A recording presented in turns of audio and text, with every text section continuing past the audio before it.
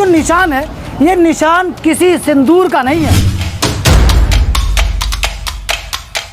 ये निशान इस बिल्डिंग को गिराने का निशान है। ये देखिए, डीडीए ने नोटिस लगाए आज ही।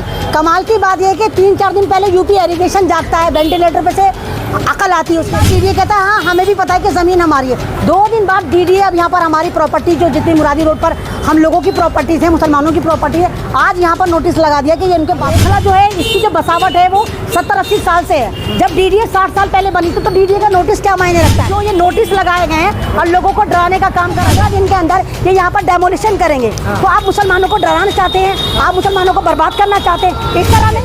ये तमाम बिल्डिंगें देखिए, सारे ये देखिए, देखते चले जाइए, तमाम बिल्डिंगों पर ये नोटिस है। और ये कोई ऐसे नहीं कि छोटे मोटे मकान है, 200, 250 गज की प्रॉपर्टी। टूट जाते हैं एक घर बनाने में, तुम तरस नहीं खाते बस्तियां चलाने में। जी हाँ, दिल्ली में बाबा का चलेगा बुलडोज़र, क्योंकि ये मुरादी रोड है और ओखला का जामिया नगर ये इलाका है। आपको पता होना चाहिए कि जामिया मिल्लिया इस्लामिया पूरी दुनिया में प्रसिद्ध है, और सबसे ज़्यादा प्रसिद्ध तब हुआ था जब यहाँ के छात्रों ने एक बड़ा आंदोलन चलाया था। उत्तर प्रदेश जो डिपार्टमेंट है यहाँ पर एक नोटिस चस्पा किया है। हम आपको दिखाते हैं कि आप ये देख लीजिए, ये जो निशान है, ये निशान किसी सिंदूर का नहीं है, बल्कि ये निशान इस बिल्डिंग को गिराने का निशान है।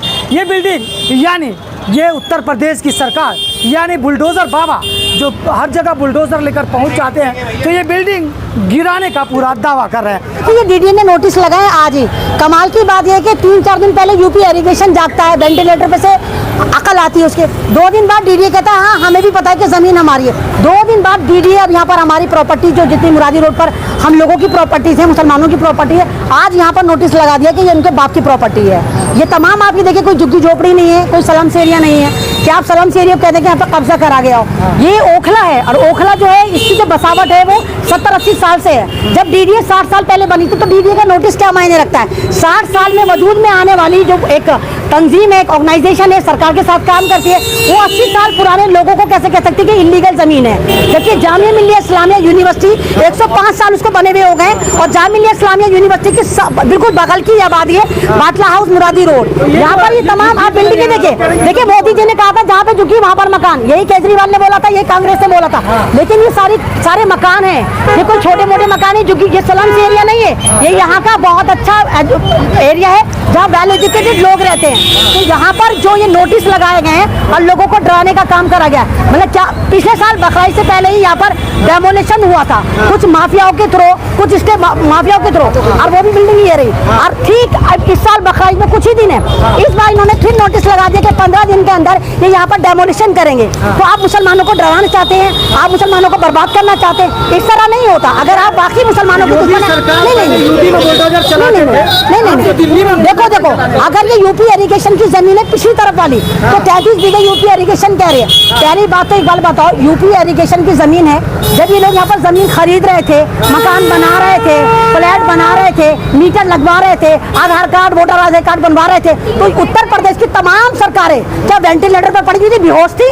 और जिस जमीन को जो खसरा नंबर 277 जो बताई जा रही है, उससे यूपी का कोई लेना देना नहीं, वो किसानों की जमीन थी, वहां पर मवेशी पाले जाते थे, और ये जो इनका जो गोबर होता है गाय भैंसों का, उनसे उपले पाते जाते थे। और उस इलाके का नाम जो 277 खसरा नंबर है, उसका नाम था, उस इलाके का नाम था उत्तम नगरी।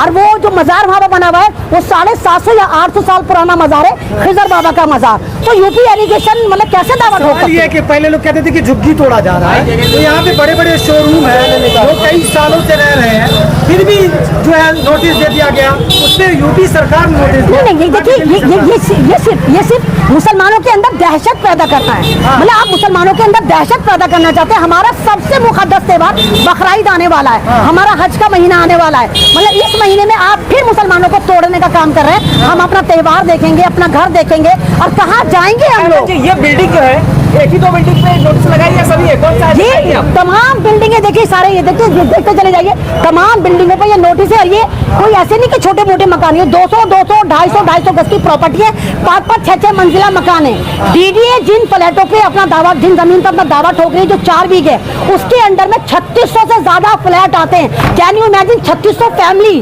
कहाँ जाएंगी? वो फैमिली 15 दिन में 15 दिन में कहाँ जाएंगी? तो मुझे तो नहीं लगता कहीं जाना चाहिए। मैं तो कहती हूँ कि सब लोग कुर्बानी देने के लिए तैयार हो जाए।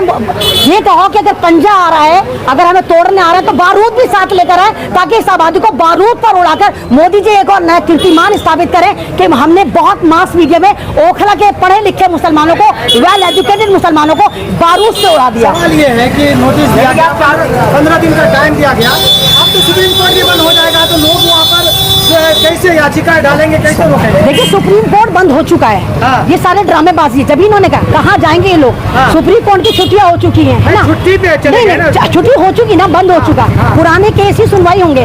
अब ये लोग कहाँ पर जाके स्टे लेंगे, कहाँ जाएंगे? और वो तमाम नेता हमारे केजरीवाल साहब, अरे आप तो धरना करते थे, धरना प्रदर्शन करते थे वो। आज पूरा ओखला, हमारे तो विधायक अमानतुल्लाह खान साहब आम आदमी पार्टी के है ना, तो केजरीवाल साहब को यहाँ पर होना चाहिए। 1-2 मकान नहीं टूट रहे, लाखों की तादाद में मुसलमान प्रभावित हो रहा है। तो कहाँ है वो नेता, कहाँ है किसी चीज़ का बदला लिया जा रहा है क्या मुसलमानों से? नहीं, मुझे तो यही लग रहा है कि जैसे शाहीन बाग का बदला ले रहे हैं, क्योंकि शाहीन बाग ने एक मिसाल कायम करी थी जब ये एनआरसी लेकर आए थे और कहा था कि हिंदुस्तान का मुसलमान हिंदुस्तानी नहीं है, तो हम लोगों ने शाहीन बाग बिठाया था। हम भी थे उसमें, हमारा भी बहुत अहम रोल था। बहुत हमारे पे हमले होते थे, बहुत धमकियाँ मिलती थी, बहुत हमें पाकिस्तान भेजने के फ्री में वीज़े मिलते थे। तो अब शाहीन बाग के बाद इन्होंने मुसलमानों को टारगेट करा और डबल टारगेट करा। 33 बीघे में यूपी को डाल दिया, क्योंकि आपको पता है कि यूपी के चीफ मिनिस्टर सबसे ज्यादा जालिम है। आपने देखा परसों अलीगढ़ में किस तरह उन व्यापारियों की मॉब लिंचिंग हुई है जो ऑथेंटिक थे, उनके पास लाइसेंस था, मीट व्यापारी को उनको मारा गया, मॉब लिंचिंग करी, पुलिस के सामने करी गई। तो वहाँ तो आप देखिए कि गुंडा राज चलता है। वहाँ तो अब उत्तर प्रदेश कह रहा है कि हमारी जमीन है, डीडीए कह रहा है हमारी जमीन है, तो ओखला वाले मासूम मुसलमान किस से लड़ेंगे?